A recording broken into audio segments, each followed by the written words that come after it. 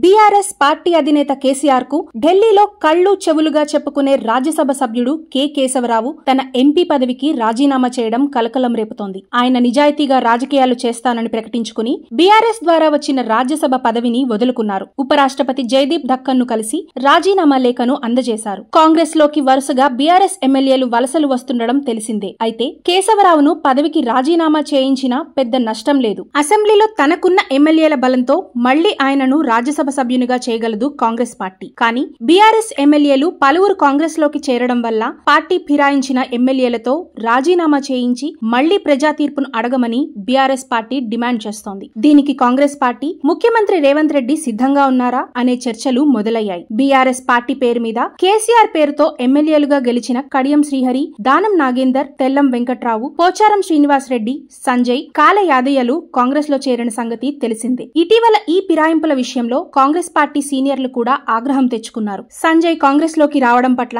Senior నేత MLC Jeevan Reddy అలుకపూని రాజీనామా చేసిన సంగతి తెలిసిందే. మళ్లీ ఉప ముఖ్యమంత్రి భట్టి విక్రమార్క బుజ్జగింపులతో దిగివచ్చారు. మంత్రి పదవులు ఆశ చూపి కొందరిని, కేసుల భయం చూపి కొందరిని కాంగ్రెస్ పార్టీలోకి చేర్చుకుంది. లోక్సభ ఎన్నికలు పూర్తి కాగానే పెద్ద ఎత్తున చేరికలు ఉంటాయని ఎమ్మెల్యేలను ప్రలోభపెట్టి కాంగ్రెస్ గేట్లు తెరిచింది. ఒకవేళ పార్టీ ఫిరాయింపుల చట్టం కింద ఈ ఎమ్మెల్యేలపై వేటు పడితే తమ ఎమ్మెల్యే పదవి కూడా ఊడుతుందనే భయం వారిని వెంటాడుతోంది. అలాగని ఎమ్మెల్యేగా రాజీనామా చేసి మళ్లీ ఎన్నికలకు వెళ్లి గెలవగలమనే ఆత్మవిశ్వాసం వారికి లేదు, కాంగ్రెస్ పార్టీకి లేదని తెలుస్తోంది. కేశవరావుతో రాజీనామా చేయించినట్లుగా తమను కూడా ఎక్కడ రాజీనామా చేయమంటారో అనే ఆందోళన వారిని వెంటాడుతోంది. రేపో మాపో గద్వాల ఎమ్మెల్యే బండ్ల కృష్ణమోహన్ రెడ్డి కూడా కాంగ్రెస్ కండువా కప్పుకుంటారని ప్రచారం జరుగుతోంది. దీనిని అక్కడి కాంగ్రెస్ అభ్యర్థిగా పోటీ చేసిన సరితా తిరుపతయ్య తీవ్రంగా వ్యతిరేకిస్తున్నారు. ఒకవేళ వీరిపై ఫిరాయింపుల చట్టం ప్రకారం అనర్హత వేటు పడితే సొంత నియోజకవర్గంలో ప్రజల తిరుగుబాటును కూడా ఎదుర్కొని తిరిగి గెలవడం చాలా కష్టమైన పని అని